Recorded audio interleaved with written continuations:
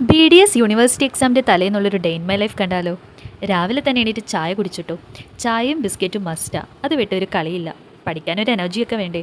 ദേ ആ കാണുന്നതാണ് കേട്ടോ ഞങ്ങളുടെ dental college, government dental college Alappuzha. നാളെയാണ് കേട്ടോ ഇപ്പോൾ എക്സാം. പാത്തോളജി ആൻഡ് മൈക്രോബയോളജിയാണ് ഈ സബ്ജക്റ്റ്. സ്ട്രെസ് അടിക്കല്ലേ എന്ന് പറഞ്ഞിട്ട് എന്താ, മൈൻഡ് കേൾക്കണ്ടേ. അന്നന്ന് പഠിക്കാണ്ട് കൂട്ടിവെച്ചാൽ ഇങ്ങനെ ഇരിക്കും കേട്ടോ. അങ്ങനെ ചായ കുടിച്ച് പഠിക്കാനിരുന്നപ്പോഴേക്കും എന്താടാ അതേ എത്തി ബ്രേക്ക്ഫാസ്റ്റ്. ദോശയും ചമ്മന്തിയായിരുന്നു ഇന്നത്തെ ബ്രേക്ക്ഫാസ്റ്റ്. അത് കഴിഞ്ഞ് ഞാൻ നേരെ കുളിക്കാൻ പോയി. ഒരു ഓയിലിംഗ് ഒക്കെ ചെയ്ത് കുളി പാസ്സാക്കി. അപ്പോഴത്തേക്കും ഉച്ചക്കത്തെ ഫുഡ് വന്നേ.